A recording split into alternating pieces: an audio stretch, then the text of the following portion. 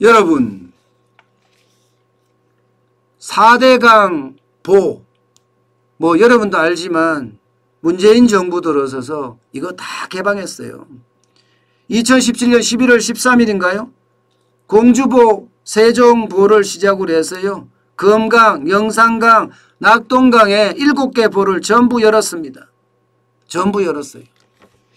저는 이런 게 참 이념적이고 또 인기영합주의적 그런 정책 집행이 아닌가 저는 그런 생각을 해봅니다. 공주보도 말입니다. 2018년 3월에 완전 전면 개방이 됐습니다. 이렇게 말입니다. 전면 개방이 됐어요. 전면 개방이 되니까 보시다시피 이 보 위에 보이시나요? 보 위에 물이 하나도 없죠. 물은 다 그냥 흘러내려갑니다. 물은 다 흘러내려가요. 위에는 다 이렇게 거의 폐쇄 수준으로 지금 만들어 놨습니다. 폐쇄 수준으로. 저는 이런 게 대한민국 국가와 민족을 위해서 이게 바람직한 일이냐. 저는 이걸 꼭 묻고 싶어요. 좌파가 되든 우파가 되든 국민 혈세가 들어가서 그 정권에서 핵심적으로 추진한 사업입니다. 그런 사업을 이렇게 망가뜨리고 있으니 도대체 혈세가 어떻게 써지는 겁니까, 여러분? 여러분 세금 낼 때 생각하면 속 터지지 않으세요?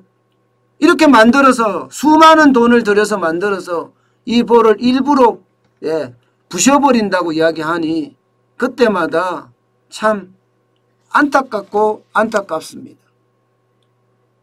그런데 문제는요. 이런 보를 만들어 놓고 왜 만들어 놨는지 이유가 있을 거 아니에요. 이유가. 보를 만드는 이유가 4대강에 홍수가 심해져서 이게 피해가 많아질까 이거를 두려워하기 때문에 사실 4대강 사업을 한 거잖아요. 애초에 시작은 4대 운하 사업이었습니다. 4대 운하 사업이 4대강 사업으로 지금 작아졌기는 하지만 저는 4대 운하 사업도 저는 반대하지 않았거든요. 당시에 제가 기자 생활을 하면서 이거야말로 우리 경제가 어려울 때 좋은 방법 중에 하나다. 이거야말로 한국형 뉴딜이 아니겠느냐. 저는 이런 이야기까지 했습니다. 그만큼이요. 이게 홍수가 나면 이게 장마철이 되면 다 난리였거든요. 장마철이 되면. 그런데 이 4대강 사업을 하고 나서 도대체 환경에 대한 문제 물이 고여 있으니까 저는 충분히 생길 수 있다고 생각을 합니다. 그렇지만 홍수에 대한 문제는 진짜 많은 부분이 해결이 됐어요. 여기에다가 농업 영수에 대한 문제도 굉장히 크게 해결이 됐고요. 환경에 대한 문제가 충분히 생길 수 있는데 이 부분에 대해서는요.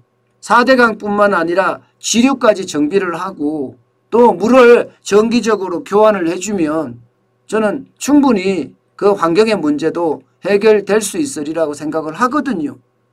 다시 말해서 뭔가 이성적인 판단으로 지금 있는 기왕 그렇게 건설이 돼 있다면 그것을 가지고 뭔가 시너지를 더해서 국부를 키우는 그런 방향으로 갔다면 참 좋았을 텐데 그러지 못했다는 겁니다. 그러지 못하고 이념적으로 접근해서 쇠망치로 때려 부시고 강제로 문을 닫아버리고 이렇게 했다는 자체가 안타깝기 거지가 없습니다. 공주보 이렇게 개방을 했다고 합니다. 그리고 나서 전기료가 10배가 됐다는데 왜 전기료가 10배가 됐을까요? 왜 전기료가 10배가 됐을까요? 이게 여러분 이게 물이 이제 잠겨 있지 않고 흘러가 버리잖아요. 흘러가 버리니까 이게 지하수도 흘러가 버린 거예요. 고여 있지 않고 말입니다. 옛날에 보가 있을 때는 저물에서 물을 끌어다 썼으면 돼요. 근데 보가 없으니까 어떻게 됐겠습니까? 결국 정부가 돈 주면서 관정 팔아 했던 거예요. 이게 관정입니다. 관정 여러분. 이게 관정이. 관정 팔아 했는데 이 관정이 보통 정부가 2천만 원 3천만 원 줘서 만든 거예요. 이거. 정부가. 또 혈세가 또 낭비가 됐죠. 더 큰 문제는요 여러분. 이 관정에 물이 없다는 겁니다. 물이.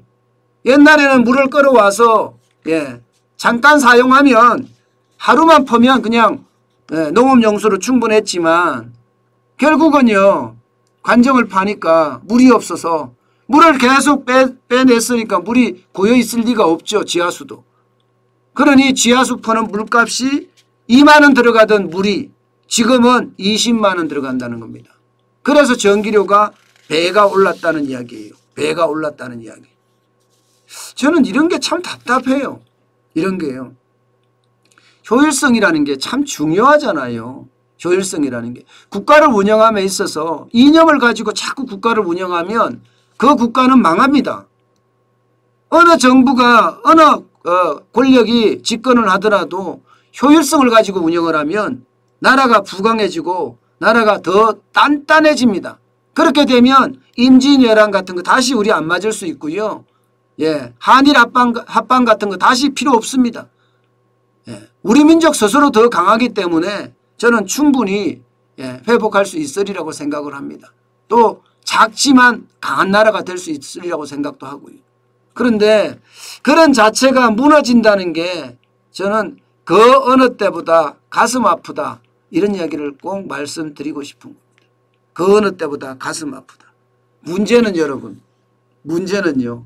전기료가 이렇게 올라서 정부가 보조를 해주고 할 거예요. 분명히 또 지금 정부는. 근데 문제는요. 환경부가 남 탓을 한다는 거예요. 남 탓. 야, 정부가 나는 국민 탓하고 정부가 국민을 배신하고 이런 꼴은 진짜 볼성사납습니다. 볼성사나워요. 환경부는 뭐라고 이야기하나 하면요. 농민들이 물을 많이 사용해서 전기료가 많이 나온다. 이렇게 이야기하고 있어요. 여러분, 올해 벼농사가 다르고 내년 벼농사가 다르고 후년 벼농사가 다릅니까? 물의 양은 똑같이 먹습니다. 물의 양은. 물론 뭐 비가 강수에 따라서 달라질 수도 있지만 웬만하면 다르지 않습니다. 10배가 차이 나지는 않습니다.